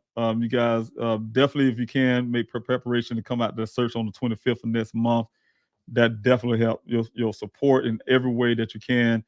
That's helpful, as well as those phone calls and that pressure on law enforcement that I was asking you guys. That helped as well. So definitely, let me put that information up real quick since you asked that question, Sandra. See if I can put a banner up. And let's see. Okay, don't forget to hit that like, share, subscribe button, you guys. If you're new to this channel, that will help. If you guys want to contact me, I'm gonna put this up real quick too. The number's right on the bottom, and also the email that you can contact myself and the team. If you need those flyers or things like that, information you want to give, you can use those. But definitely, if you got tips, factual tips that that you have direct tips, what happened to my son, use that tip line, anonymous tip. That tip line, you can remain anonymous. And also, let me see if I can find it. I was looking for this something I want to put on the bottom of the screen. Let's see here. That's it. This right here for you, Sandra. If you would like to call daily or demand the Maricopa County to do the right thing, their jurisdictional responsibilities by taking my son's case from an incompetent department, which I feel Buckeye. The number is right there. So that's what you can do as well. Contact the Maricopa County Sheriff's Office and demand that they do, especially you guys that live in Arizona, demand them to do the forensic work on Daniel's vehicle, the clothing, the airbags, et cetera, et cetera, et cetera, and give me a report on what they did and what they found. So definitely that would be helpful to my investigation. I don't have a facility. You guys see, I've been trying my best to collect money for forensics in the past. Those money had to be utilized for other things as well because it was coming fast enough for me to be able to do it for one thing. I'm grateful that it happened that way. God have a way of making things happen too, because if I was, it would have further damaged the chain of custody issue that I have because of the Buckeye Police Department, who gave me everything and evidence back and gave me the vehicle the day after it was found, even though it was in a facility for a couple more days for them to do that fingerprint. But it gave me that vehicle, which I have right now. So it's a chain of custody type deal. Issue if it was to come some, it's a lot of court thing that could happen in the future, and they damaged a lot. The Buckeye Police Department damaged a lot, so that's what you can do. If you want to do that, that's something that you can do as well. So that's why I put that out right there. So there you go. And that's for Sandra. Thanks so much for that again. And Nissa, thank you again for your super chat. I really appreciate it. God bless you again. Do you know of anything that was missing from Dane's apartment? I do not know. It's a couple things. Once Mr. McGrath finished and he told us yes, we could dismantle an apartment because he finished his forensics work. One of the things that that my daughter, and I'm not going to put it out as per se, but the one thing that she was looking for, we later found out it was not taken, and she was able to get that. But so we're looking really deeply. Well, they would know. His sister would know more than I would, because I live in South Carolina at the time, and of course, she's there with him all the time. They go out, like say, hiking all the time, and he's there with each other's apartment. So and they once lived together when she first got there. So she'll know a lot what should have been in this apartment, what he should have, certain things. She probably don't know everything, but the things that she do know, she know what to look for and things like that. So it's kind of hard to tell. Daniel lived by himself, so we don't know exactly what could have been. I know the computer and those really expensive things was not missing. So, but yes, it's hard to tell. I do know one thing, you guys, was very suspect to me too as well, is this hydro pack. I have yet to this date to find this hydro pack. That's one thing the company was really frantically trying to get from me for whatever reason. Whatever the hydro pack is, I'm thinking of it as a Camelback now, because I never heard of that phrase. A Camelback, the little things like I had when I was hiking, drinking water. I'm saying, well, they must mean the Camelback. So that's what I'm still saying, and maybe something else. But I don't know if it has something to do with the water samples. But I do know Mr. McGrath was instructed by me when he was doing an investigation on my son's vehicle to not relinquish or give the company anything out of that vehicle. Nothing should come out that vehicle because it's under investigation. It's constantly under investigation to this date. So I'm suspecting that all the samples and everything are still in that vehicle to this date, which was direct stuff from that was given to him. But as in the apartment, I don't know what's been missing. But they've been asking for this hydro pack. I don't know if that's something that should have been in the apartment or in that vehicle, but I haven't yet found what this hydro pack, and they was looking for it. I don't know, somebody giving it to him. Only person who would be able to do that would be Mr. McGrath, but I don't know if he would do something like that. So I doubt he would. No, I don't think anything missing. All right. Let's see. Thank you so much again for that super chat. God bless you for that. Also, Clumsy, thanks so much for your question. Any new details on the cell phone data yet? Not yet. We're still waiting on Tempe Police Department to release that report. We've been asking for it for a while. It's getting to a point where we have to be a little more forceful on asking. In that meeting, they said they was going to give it to us. I think it was in the same week But it was, of course, it was a couple weeks on past now. We know that the holiday came up, so we try to give them a little leeway. And at the same time, I know the chief of police of Tempe is moving on to a different department. And so they have some little transition going on, but that's not an excuse of having that report, because that's done by their other guys who should already have those reports done, completed, because he said they gave everything back once I told Tempe that I didn't want them to be a mediator between myself and Buckeye. I don't know if they made them mad and want to give it back, but they gave it back and said they completed the forensic work. So we asking for that forensic work details right now, and we're waiting on it. So when I say we, myself and my team, we're waiting on it. So hopefully we get that back pretty soon. That's what we're waiting on. But I say my fingers are crossed and praying some good news, good information can be attained for you and pursuits of answer. And that's why I hope so too. And I'm really grateful for the Tempe Police Department for even doing it in the first place. They told me they was doing this favor for me, and I'm really grateful for this favor that the Tempe Police Department said they were doing for me. So hopefully, like I said, I can get that report back from this favor and get the information that I need from that. All right. So thank you also again for being a part of the Q&A. Thank you, Carolyn. Thank you for being here, Carolyn. It's good to see your name. I was about to say your Facebook, your name. I can see your face in my mind, but I can see.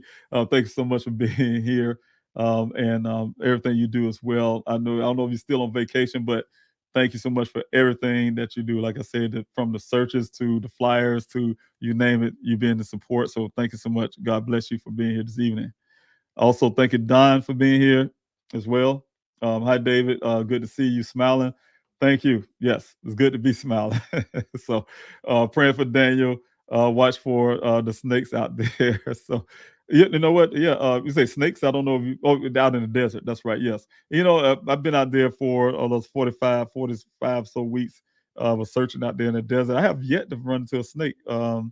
We did see one dead snake, and it was really strange. And I think I have a picture of it one day. I'm gonna show you guys, but not in that way. But I'll show you the colors. It's like if it's kind of purple and pink and all kind of stuff mixed. It was a weird looking snake. I have never seen anything like that. But it was there. And but other than that, anything like rattlesnake or snake running, no, I have never seen. I have volunteers say they have ran into a rattlesnake before, things like that, but I haven't seen any. So hopefully it stays that way. So I don't know many volunteers that's out there that ever ran into snakes or anything, but they out there. There's a desert. That's what it is. That's what we tell them. In a safety briefing, we'll say, if you hear something rattle, it's not a baby rattle either. So just stay away from it. So just leave it alone. All right. Also, thank you so much, Moochie Bear, for your question. Thanks for being here off the YouTube side. Have you been able to trace the GPS from Daniel's car from the day he went missing to when the car was found? No. I understand if you can't share. No, because there was never anything done. And that's the reason I'm really trying to get the Maricopa County to do some forensics on the vehicle, as well as get a law enforcement, them to take the case and then ask for these cell phone pings that would give us a lot of answers to where Daniel was located. Get the GPS coordinates and really make sure that those things are, because I don't trust the Buckeye Police Department, because the reason why I don't trust them, it don't make sense to me when they could say there's no camera footage ever, except for they want us to see. And that was that picture of the back license plate, like I told you, of the vehicle when he was going to California a month prior to go see his sister. There's no camera footage, they claim, when you ask for that, ever driving. He's driving around in a cloaked vehicle, I guess. There's no cell phone pings because they don't want to get it, because they don't want to ask a judge because he wouldn't sign off on it, how I guess the way he put it. And so they didn't do that. And then we tried to get it. Well, hey, he got a Uconnect on his vehicle. Let's go ahead and do that. Let's get that thing taken care of. Look at that, whatever. And then they come back told me, oh no, we couldn't get nothing from it. You know what I'm saying? And then they later say, oh yeah, we talked to Uconnect and we looked into it and it came back all 0 grids, nothing, blank. So everything that's conveniently is blank when it comes to find out location. And then on top of that, the only person I know that had Daniel's phone prior to me receiving is the Buckeye Police Department detective who cloned the phone. He told me he cloned. He said nobody else touched that phone. He put it in his back pocket from the scene. Nobody touched that phone but him. And lo and behold, his memory card missing out the phone, and also his GPS or his data from the Google search, Google history and all that was wiped out the phone. So there would be no trying to look up what Google or the apps or anything would pull from that location. So everything location-wise is out that vehicle, out the phone, not available because they claiming judge won't sign off on cell phone pings to cameras that show him driving up to Sun Valley Parkway or something like that. So, all this kind of stuff conveniently not being able to do it. So, yes, I'm definitely looking for law enforcement to a law enforcement agency to look into all of this. Other parts is you got some connections with certain officers. I'm not gonna put out this yet because we got some stuff gonna be putting out pretty soon. That's connection with this project that's coming out there in the desert. So there's a conflict of interest on that too as well. Of course, with that conflict of interest, I'm looking at maybe they're covering up because it would damage the money they can make from this project. So I mean, it's a lot of stuff that goes along with that. All right, that we keep going on about the stuff. But I understand if you can't talk about it, yes. But I'll be able to give you what I was able to give you right now, Moochie Bear. Also, thank you, Carolyn, again. I wasn't able to hike, but I was there in spirit. I know you are. You always are.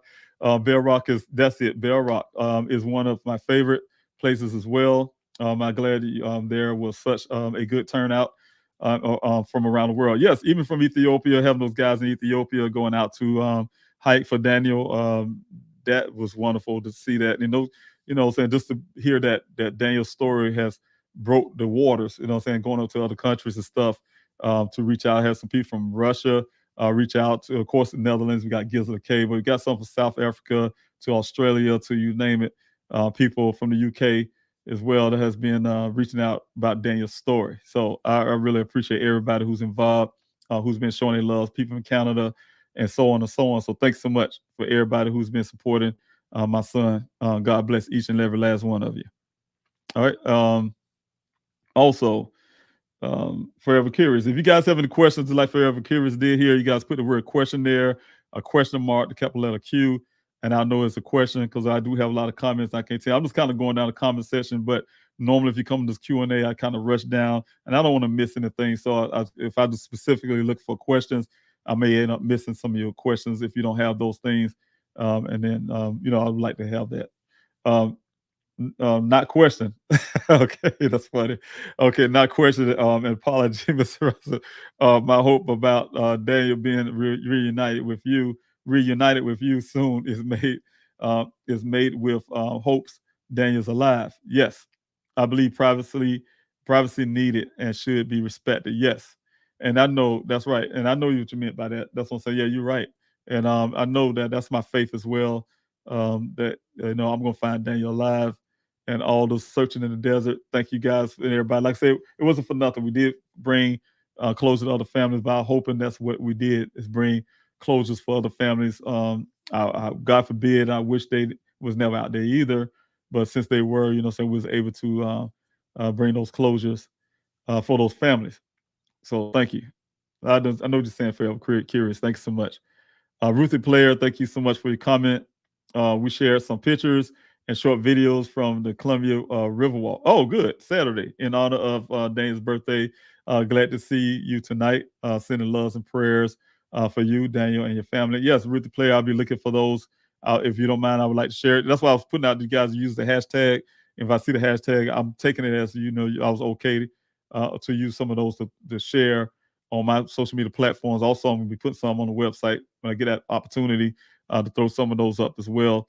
But definitely we're grateful for you guys for sharing your pictures and stuff. And I know that I've been in the Riverwalk before. So if you want to say hiking, I did a short one. I've been in the Riverwalk with my younger daughter.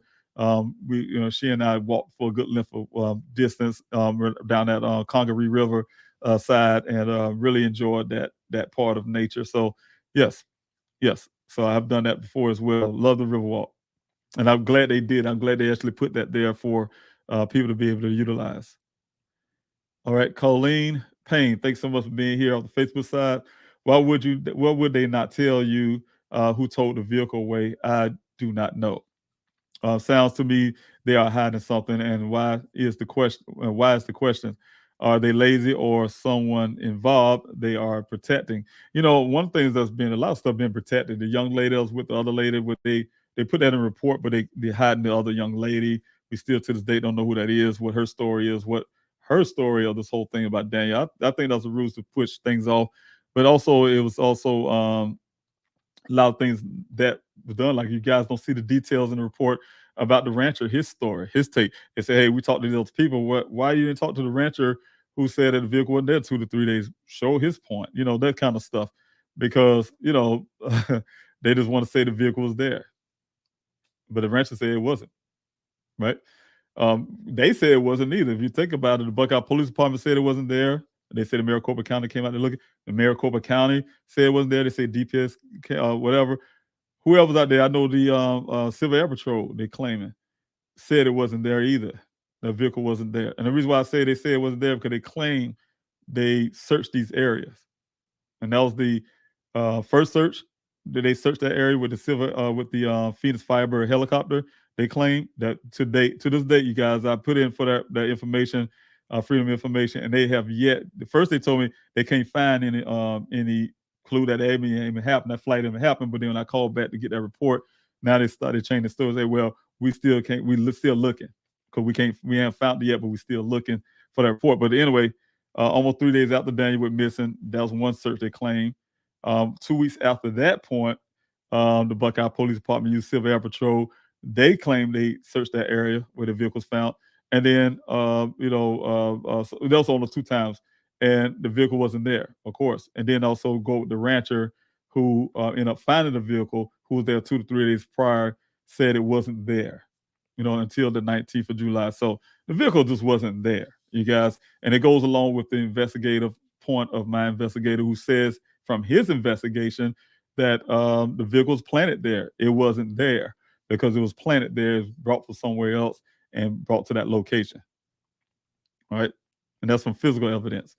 Also, I watched y'all's video on Paramount the other day. Can't get Daniel off my mind. Praying hard for y'all from Texas. Thanks so much. Thanks so much for your prayers and stuff, Angie. I really appreciate that. And yeah, in Paramount, yes, I forgot the name of it. I think that's one with the Tyler Perry part of things. But thank you so much for supporting my efforts to find Daniel. I'm not giving up. I really need. I'm depending on you all too, everybody.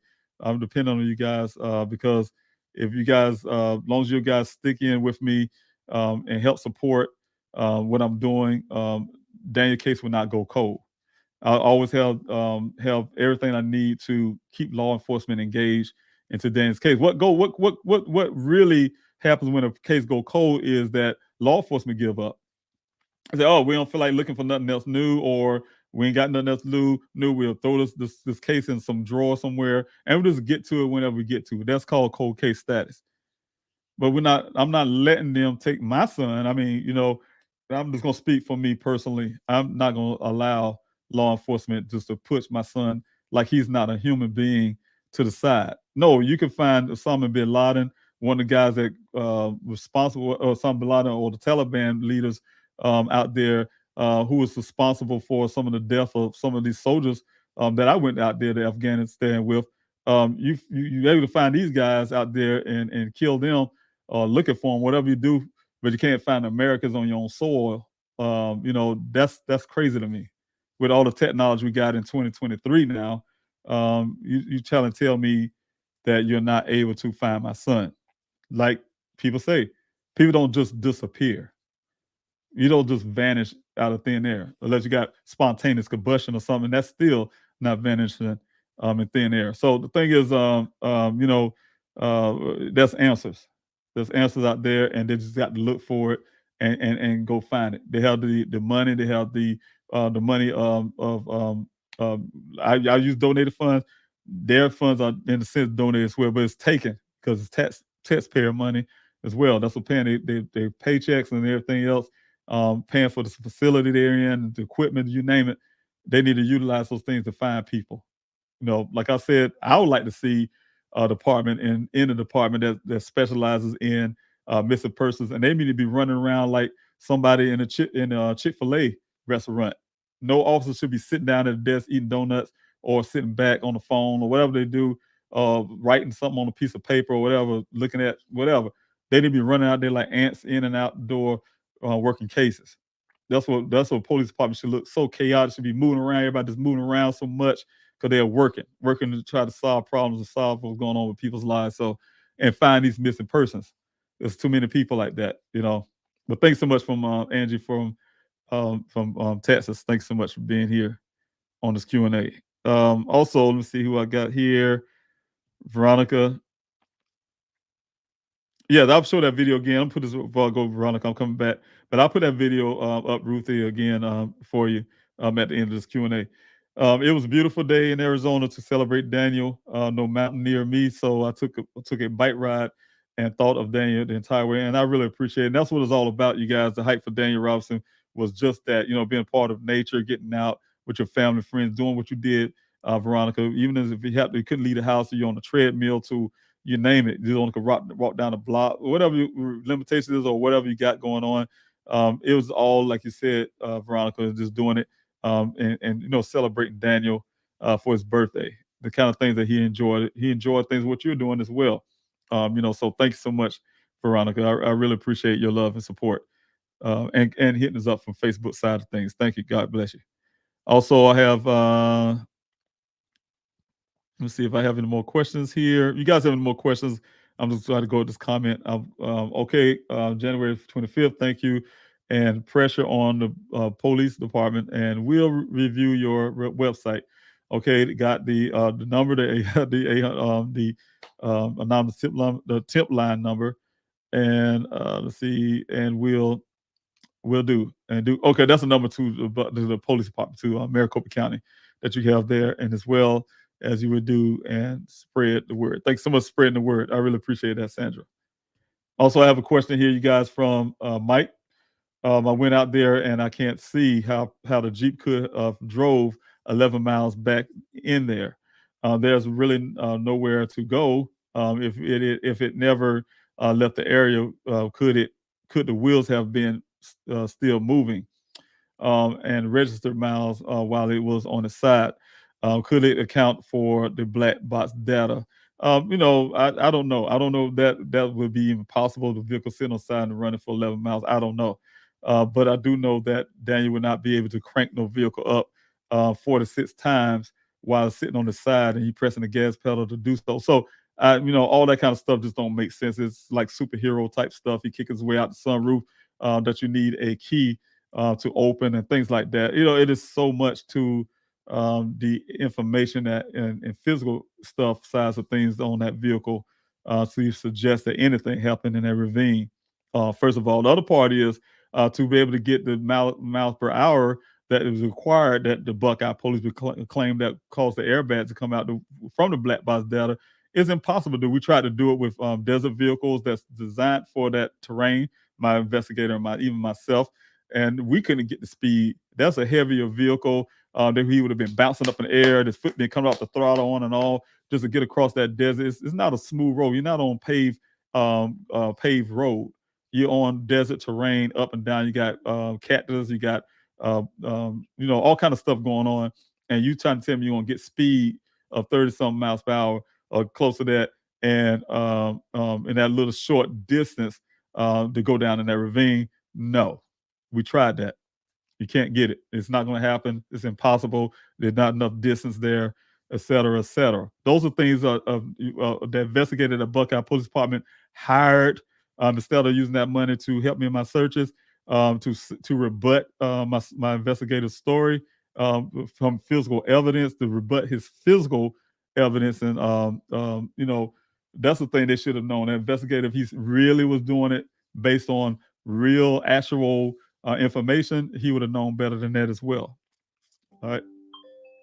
Also, let's see what else we got here. Could have caught for the black box data. Like I said, no, I don't believe so. All right, let me see who else I got here. PM channel question. I'm gonna look for questions at this point, you guys. I'm getting close to that 2-hour mark. So if you got questions, please put the word question like PM channel did, the capital letter Q, question mark. That's what I'll be looking for the remainder of the Q&A. And I'll be coming down the comment section. But thank you all, everybody else who comment and things like that. Thanks so much for being here. God bless you. And I really appreciate it. And I'll catch you on the next Q&A. Also, I'll be trying to put some, like I said, those videos together and stuff. And really thank you guys for sharing all your pictures and videos for Hike for Daniel Robinson. Months ago, you highlighted a couple of families who were missing loved ones. One mother is missing a daughter. Another family is missing their son. Any current updates on those? You know, I have one. Yeah, one of the families I had here on the Q&A. His son returned home. I wanted his name was I'll see if I can remember his, Mr. Graham. I'm trying to remember his son's name, but his son came back home. He did tell me he's a veteran as well. His son turned himself in. You know, I hope that happened with Daniel as well. But his son turned himself in after all this time. Son turned himself in. I'm not sure Mr. Graham want the details out because I haven't seen anything come out yet in the media. But he did share the fact that his son returned to him. And so I'm really grateful to hear that. His son is a young man. Children, even whether they're runaway or not, they're children. They have children brains and children minds.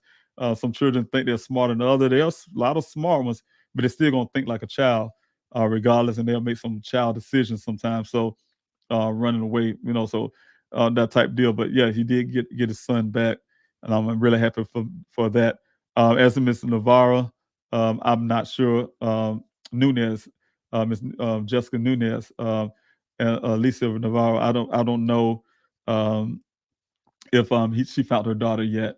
And Mr. Risto, his son, Mr. Risto, I don't know if he was found yet either. I will be checking back with them as well. But yes, thanks so much for inquiring about them. I can find out, but I do know one. You know, he did, Mr. Graham, his son did return back home. So he's safe. Amber, thank you so much. Were any of the messages in Danny's phone to his friend Luke deleted? I don't know. I think because Luke is not a person I was really looking to his interest. But no, I don't know. If I still have the information to find out, but I don't know. And when I say I have information, I have phone records, so I just don't know what match. I didn't match it up to his phone. I was concerned about what the Buckeye Police Department put in their report about the young lady at the time. I was matching those things up that didn't match. See who else got here. Electronic Medium, thanks so much for being here. Thanks so much off the Facebook side. YouTube. Oh no, YouTube side. Question here. You guys, just like she put here, please put a capital letter Q, the question mark, that type thing for your question.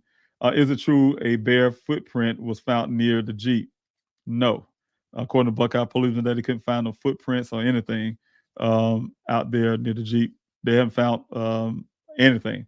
That's the first thing I asked for. Tire tracks, footprints. They say no. Literally told me no footprints, no this, no that. Those are things they told me directly. And no, there was nothing there. If so, how is that possible a month later after it had rained?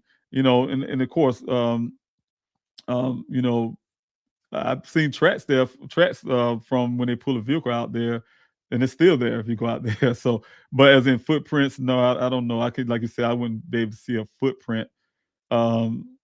I don't see how you can make a footprint. To be honest, in that area is so rocky.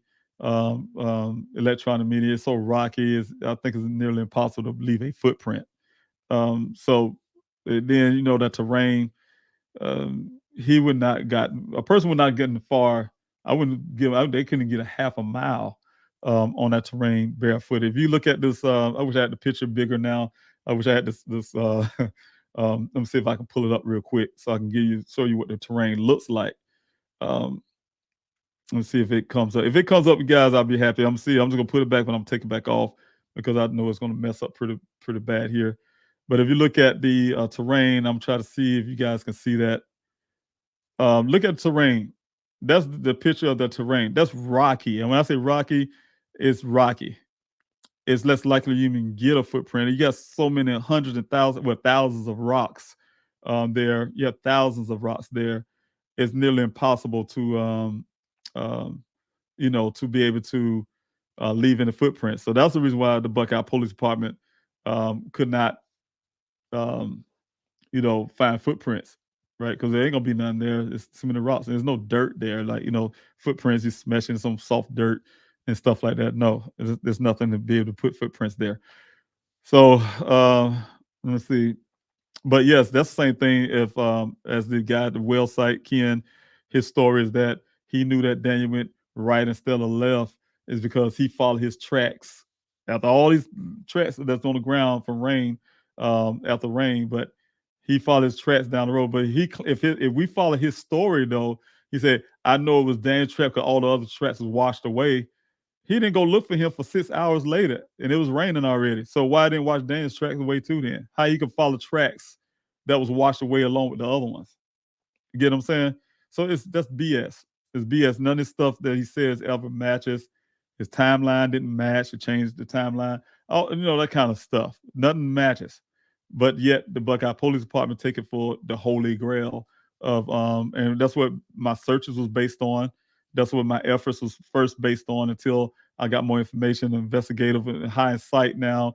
I know I would not go that direction if I knew what I know now and look into other things. So, all right, Stephen, thanks so much for your question.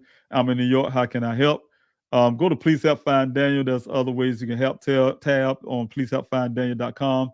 And also there's the PDF there if you want to, in New York, you want to get some flyers out, if you want to print them out yourself. But you can also, Stephen, from New York, because I have one person in New York. I don't know what part of New York you are. You say you're in New York City. Okay, good. I think this person, I don't know, they say Brooklyn or where, but we're sending flyers out of different sizes. We have the postcard size you guys see like in the corner of here. We have a postcard size that can fit in your pocket and things like that. We pass out to people, but then also now have just created a lot larger size for those who want to collect this one person in New York, want to put them on the subway system and want to get them up there. So for that purpose or whatever. So you can also use that number on the bottom. Actually, Stephen, use the email, please help find Daniel at yahoo.com and request those flyers. Tell them specifically you want my team, you want the flyers, the larger size.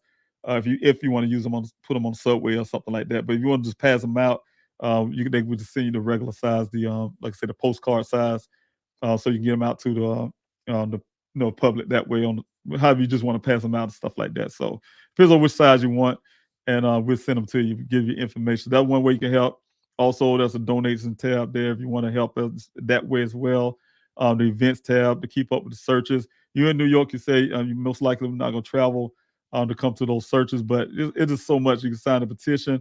All that stuff can be found on pleasehelpfinddaniel.com. So those are the ways you can help. Also, I have Esands have a question here. Did Daniel have an iPhone or Android? He had an Android. And let's see. And thank you for your question, Esands. I have a question here from Stephen. What evidence have been found about what occurred?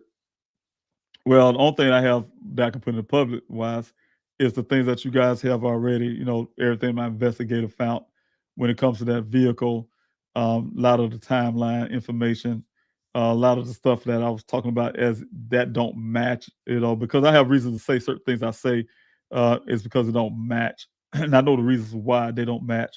The things like the SIM card been missing out of Dan's phone, this Google history being wiped out the phone, the pictures been taken, the text messages don't match the young lady's things, certain little things like that. So it's a lot of information. The fact that I've been misled the whole entire time of the location of the well site that he was located in has some suspicious item. One item also that looks like a human skull at the bottom of that well. So all that kind of stuff. So we have a lot of things that go towards that.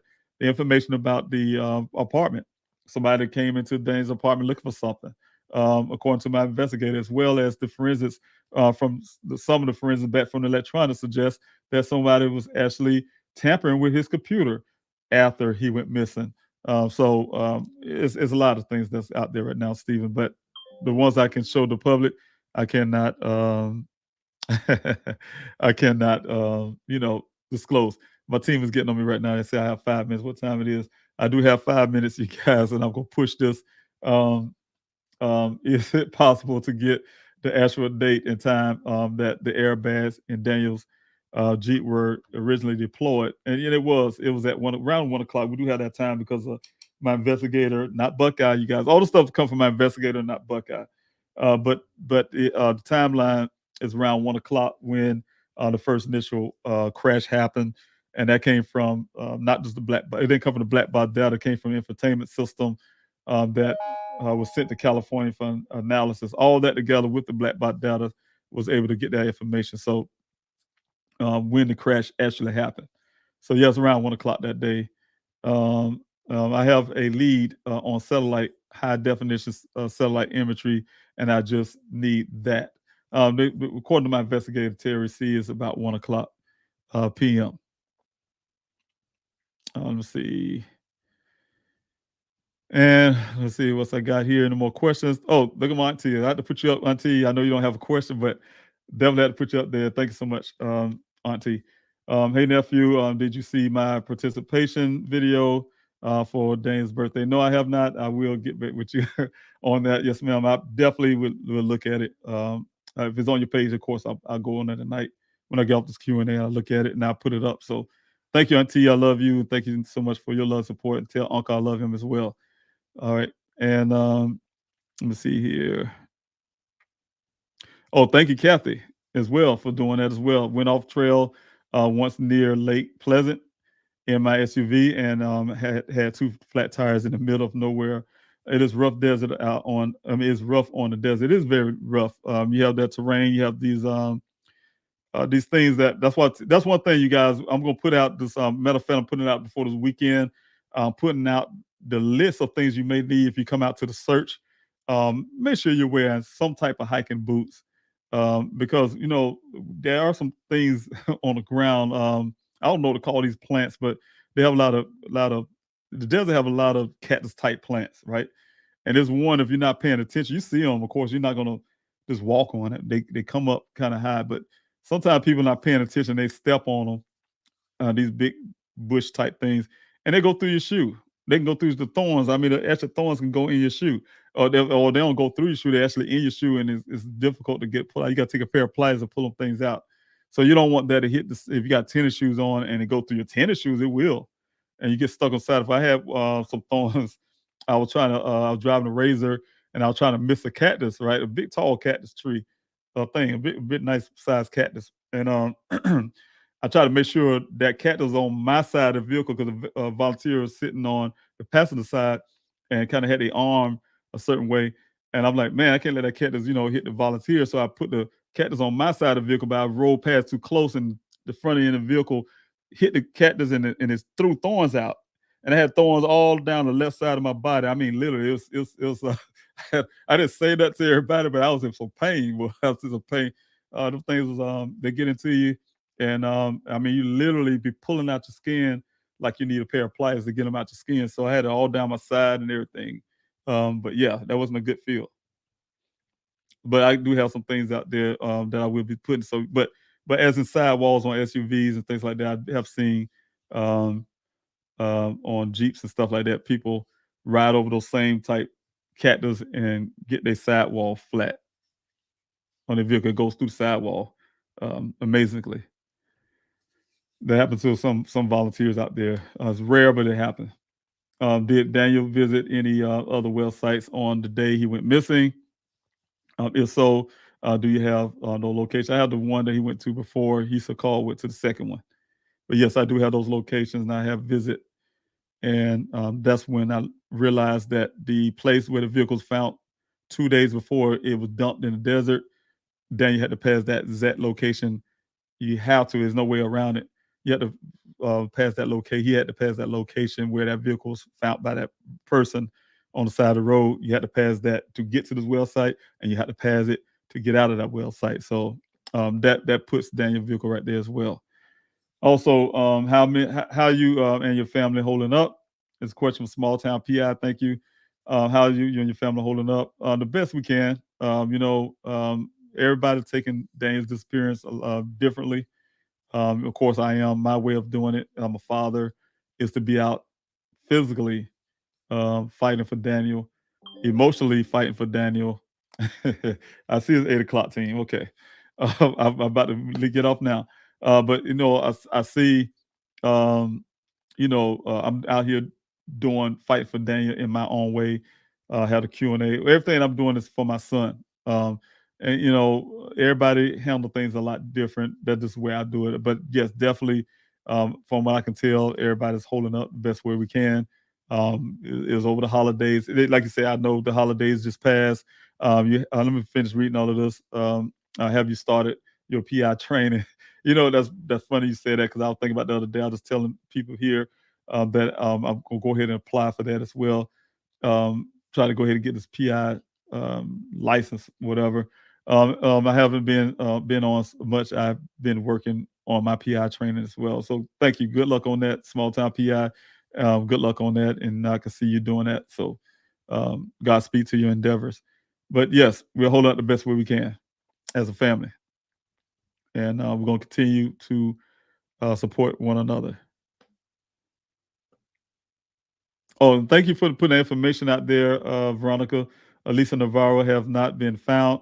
Wish I could help with the search. Lots of love for Daniel and David Robinson. Thanks so much. And thank you for letting me know that. I wanted to get in touch with Jessica Nunez to ask her about her daughter. But yeah, thanks for putting that up as well. So yes, if you guys have any information about Alicia Navarro, and please, don't forget about that family. So I know I haven't put them on for a while, but don't forget about the family. If you heard anything about her, the information is on the bottom of the screen. If you have information about the whereabouts of Alicia Navarro, please utilize. You can call 911 first of all, but as part of the Glendale Police Department that's in Arizona, Glendale Police Department, the number is 623-930-3000, or you can call the Anti-Predator Project at 305-7968-4859, and it's right there on the bottom of the screen. So thanks so much, Veronica, for putting that up. Information about Alicia Navarro. Jessica Nunez is her mother. Lisa, I think she was like 12 or 14 when she went missing, and she should be almost 18, about 18 now. But the thing is, she went missing as a child, and she got out of her mother's home, of course, and have not been seen since. It's been been hard to even see her mother. She came out to a day of remembrance. That's when I first met her, and it's hard to see the mother's pain like that. And of course, without a daughter, and her daughter is a young lady. Like I said, they just have a child's mind, and and sometimes it's just pray for them, pray for her, and I know pray for her strength. Her mother's fighting really hard to get answers for her daughter. She's doing everything she can as a mother to make sure that happens. So they need a lot of support as well. So thank you so much, Veronica, again, for putting that information out. Just thank you so much for reminding me and giving that information, because yes, I was wondering that as well, if she had been found. So definitely want them back on the show again. All right. All right. And that's it, you guys. I think my team just keep reminding me I am past that time frame. I don't think I have any more questions anyway, but thank you so much, you guys, again, for your support for Hike for Daniel Robinson. Again, the information down here on the bottom. That's the only social media accounts I have. You guys see anything differently, it's not part of what I'm doing. Even with my searches, if you guys be careful on the search information, the only thing you can do to sign up for the searches and anything else will be through pleasehelpfinddaniel.com website.